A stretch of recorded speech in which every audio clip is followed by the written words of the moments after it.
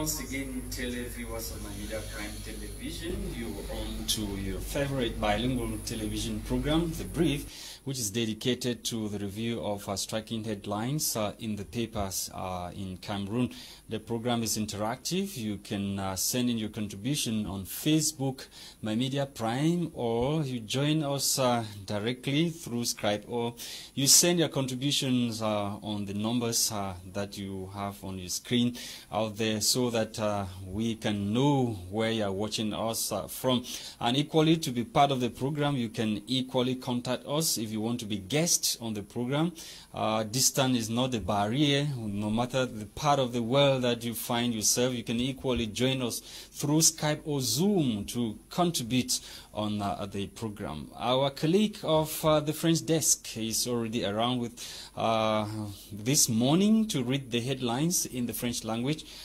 Bonjour, une fois de plus, Audrey Saxa. Bonjour, Lasha Kingsley. You look female-like this morning. Female-like, are you sure? Male-like. Let me put it that way, male-like. Tu sais, oui, effectivement, il faut souvent changer un peu de style. Merci beaucoup, thanks so much. Bonjour à vous, fidèles téléspectateurs. Eh bien, on espère que vous allez bien et merci une fois de plus de nous rejoindre sur votre émission préférée des briefs.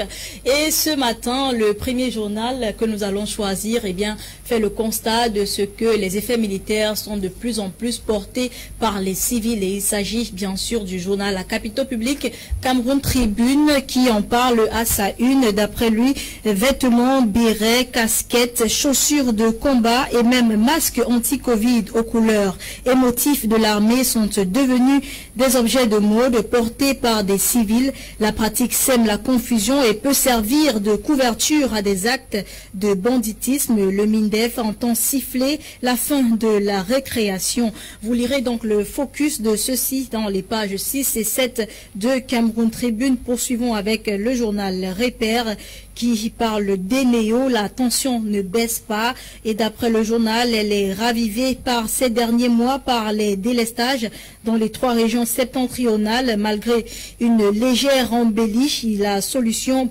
pérenne réside dans les projets solaires sur lesquels les deux partenaires ont manifestement des intérêts divergents. C'est dans la page 4 ou la page 4 justement que vous aurez plus de détails sur cette information. Dans Essingan, on parle d'escroquerie foncière à Douala 5e. Les chargés des populations de lundi contre Doe Collins.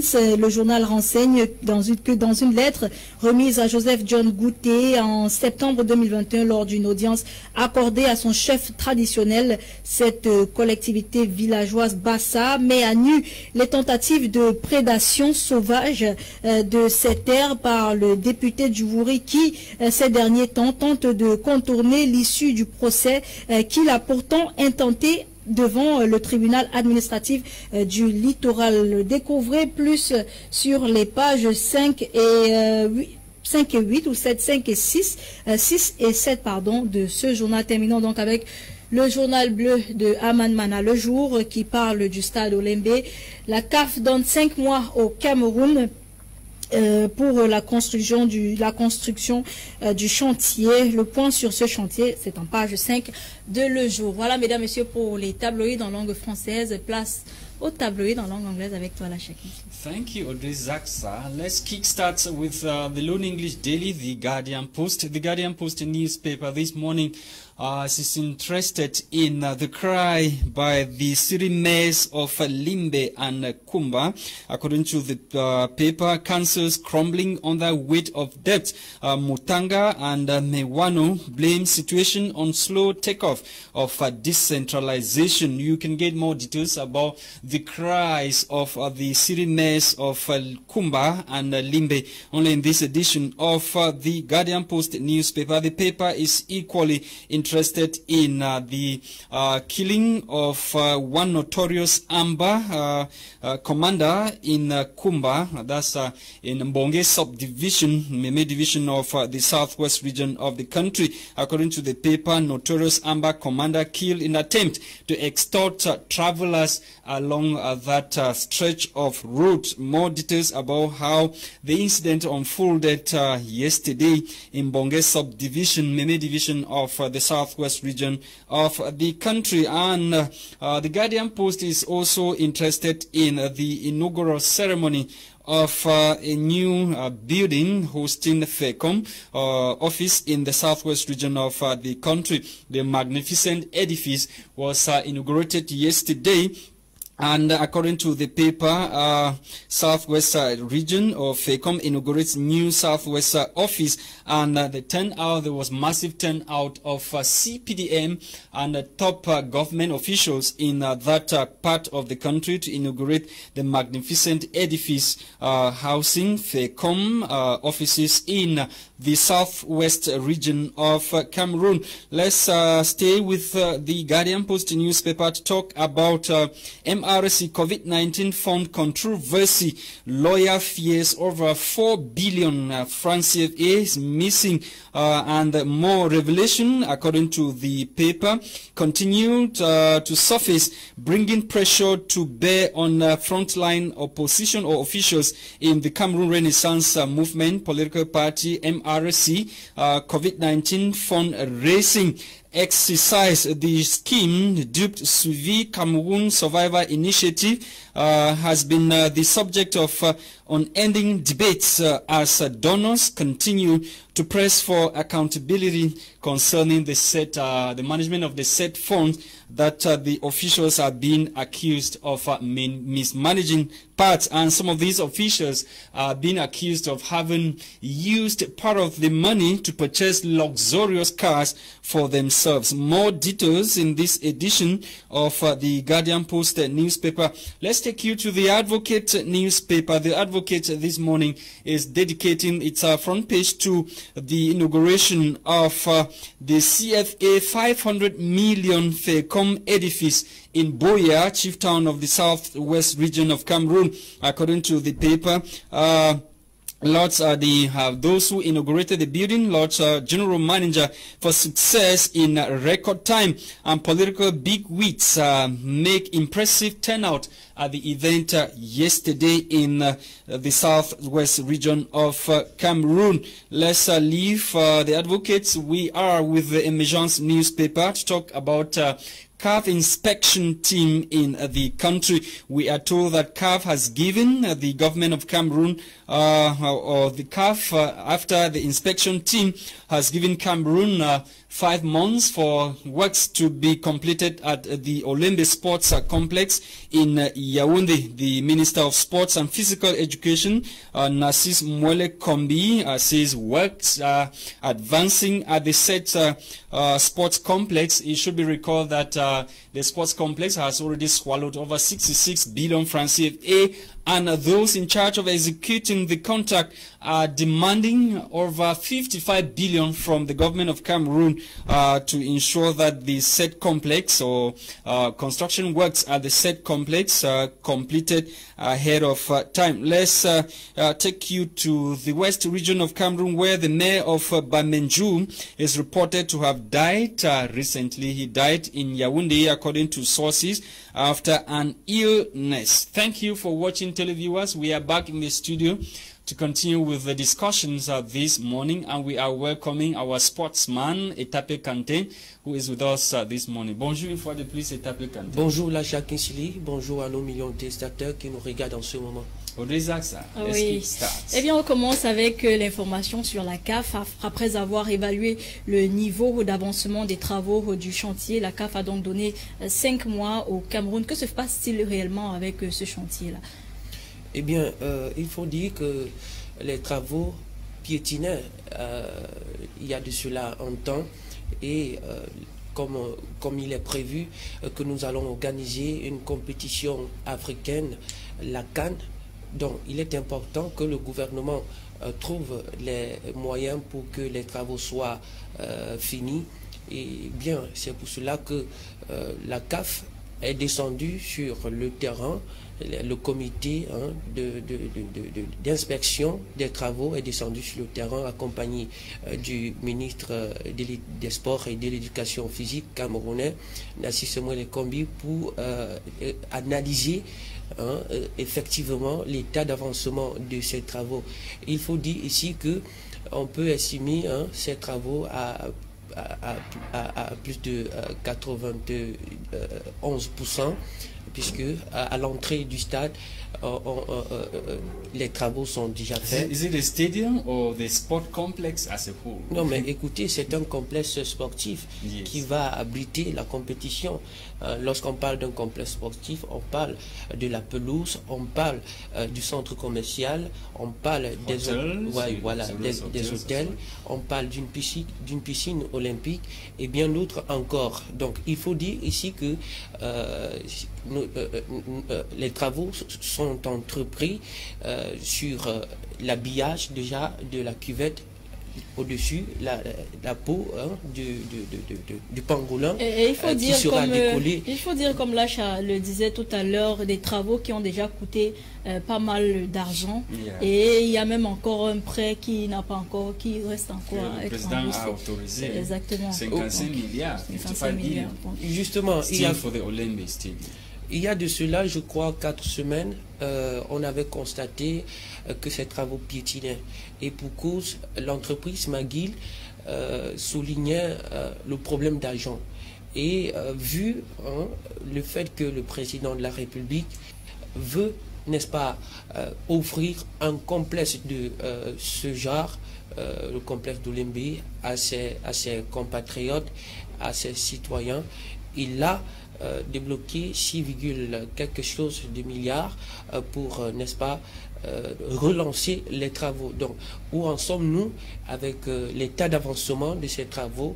C'était donc la raison pour laquelle le comité d'inspection de la CAF et accompagné du patron des sports au Cameroun sont descendus sur le terrain pour, n'est-ce pas, toucher du doigt les réalités du terrain. Mais je crois qu'il est important de dire qu'il est temps maintenant de se mettre au travail, puisque la CAF a donné 5 mois pour la finition de ces travaux. Que sera-t-il? Qu'est-ce qui va arriver si les 5 mois sont arrivés et les travaux ne sont pas jusqu'ici finis? Just to underline here that we are not far from the competitions next year. We are already in May, so we are not far from the AFCON 2022 in the country. Justement, nous so they are giving us 5 months. 5 plus 5 gives 10. So we are like 3 months away. Et on pourrait être retiré de la compétition si jamais. Oui, justement. But as of now, I'm pretty sure that CAF is satisfied with the level of, the state of the arts infrastructure in the country. On ne peut pas dire que la CAF est satisfaite des travaux qui sont sur le terrain si les 5 mois. Japoma is complete. Parlant du stade de Japoma, on peut dire que c'est complet, malgré que on remarque quelque part des petits travaux qu'il faut finir, notamment la barrière qu'il faut terminer, les espaces verts qu'il faut achever. Bon, on peut dire que c'est presque fini, c'est quasiment fini. Maintenant, rentrons de l'autre côté du complexe d'Olembe. Il faut qui cause toujours problème. On a envie de se poser la question depuis le lancement de ce complexe qui a un stade d'une capacité de 60 000 places. Pourquoi trop de retardement? En tout cas, je crois qu'avec les 5 mois qui ont été donnés, qui a été donné par la CAF, voilà, on va mettre du pain sur la planche et on va mettre beaucoup d'énergie pour finir les travaux. Okay, Audrey Zaksa, let's talk about Cameroon, the defense ministry that is warning has stated clearly that gadgets or stuff that are meant for the military, civilians are not supposed to be using them. I quite remember sometimes or some years back, civilians sometimes were beaten up by soldiers for putting uniform or dresses which looked like the attire. And this time around, the Ministry of Defense is hammering on face mask and other things that are meant to be used only by the military. What do you have to say concerning that, Etape Kante? Face mask from MINDEF that civilians are not supposed to put on such face masks. Bien, tout ce qui concerne les effets militaires, le corps de l'armée camerounaise doit les appartenir.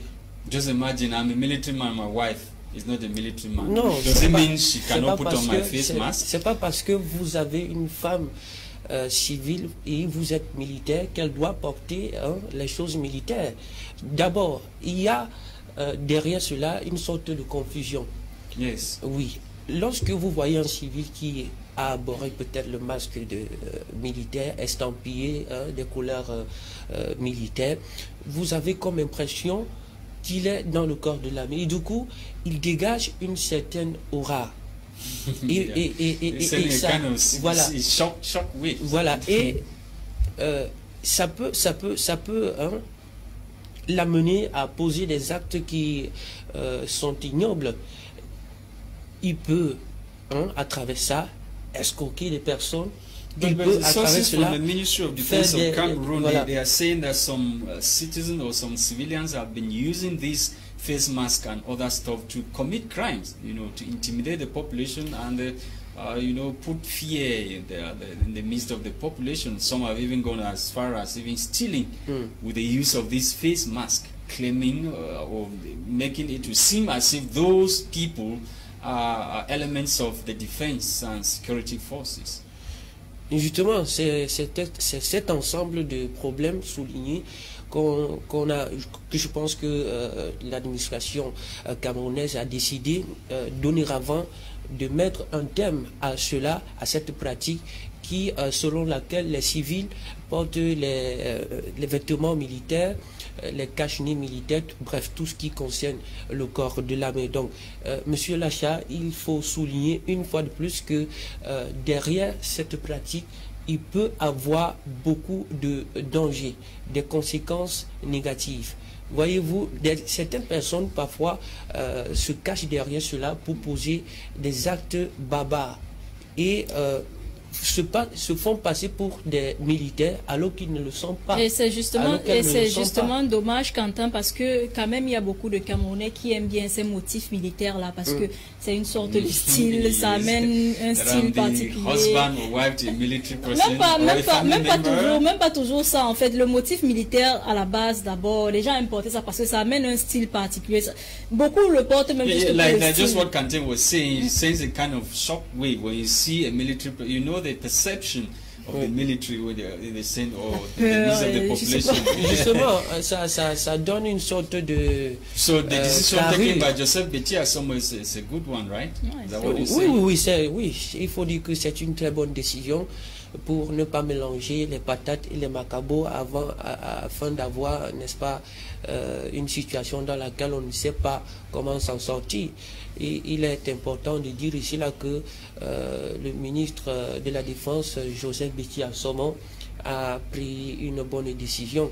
Donc, à l'implémenter, je crois que on va participer à l'éradication peut-être quasiment de l'insécurité sur le terrain, parce que il faut décrire ce fait, parce que les gens s'abritent derrière pour causer de talking about war in the northwest and southwest region, it will be very difficult because sometimes we see the non-state armed groups who are using the uniform probably. Ils se font même appeler général et commandant et tout ça. With those uniform, and they go about, acting, and then after committing such heinous crimes, they tend to blame those crimes on the military. Voilà. So how would such kind of acts be controlled over there in the northwest and southwest? Je crois que la décision du ministre de la Défense, Joseph Betty Assomo, vient mettre un terme à cela, parce que vous vous-même vous soulignez que des gens peuvent se passer comme étant des militaires alors que ce sont des terroristes.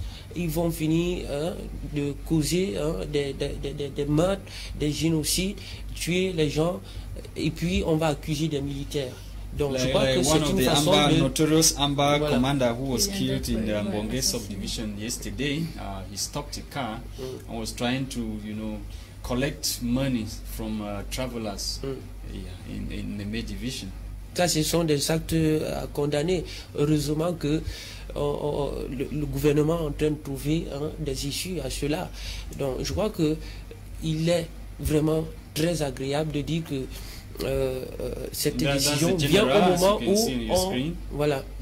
cette décision vient au moment où nous sommes dans une situation de l'insécurité, où certaines personnes se permettent de faire du n'importe quoi et on les confond aux militaires. Donc l'armée camerounaise n'est pas là pour nous tuer, l'armée est là pour nous sécuriser, l'armée est là pour prendre soin des civils. I'm tempted to ask you this question. This is not the first nor the second generals or notorious generals being killed in Kumba, Meme division of the South. Do you really think that military solution can actually eradicate these guys?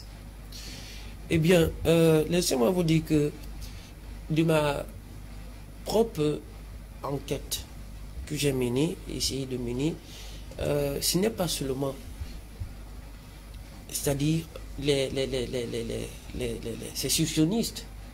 Quand je parle de sécessionnistes, je parle des gens qui revendiquent une certaine justice auprès du gouvernement. Donc, je n'ai pas dit que c'est mauvais. En tout cas, laissez-moi vous dire que dans ce groupe de personnes, se trouvent des bandits. Des bandits. Il se trouve des personnes qui ne sont même pas concernées avec le problème qui est là. Ces personnes veulent juste profiter du climat qui règne pour atteindre leurs objectifs. Donc c'est une façon, n'est-ce pas, de profiter du climat qui est là pour peut-être s'enrichir. Maintenant, il faut les démasquer. Je crois que la mesure qui consiste à dire que les tenues militaires ne doivent plus être portées par des civils vient ici mettre un terme à ce genre de pratique. Et tellement de mesures sont prises ces derniers temps par le gouvernement, n'est-ce pas, justement pour s'assurer de la sécurité de la population camerounaise. Notamment, on parlait encore hier de la vente des armes qui ont été interdites dorénavant, en tout cas jusqu'à further notice sur le territoire camerounais. Maintenant, est-ce que ces mesures-là, on a l'impression que ces mesures-là, les Camerounais ne comprennent pas trop, ou alors ils s'en foutent carrément de ce que dit le gouvernement, en tout cas. Oui, en 30 secondes. Ici, là, la personne qu'on doit indexer, c'est le propriétaire de l'armurerie, parce que c'est lui qui vend les armes d'autodéfense. Maintenant, est-ce qu'il a un système de traçabilité de ces armes?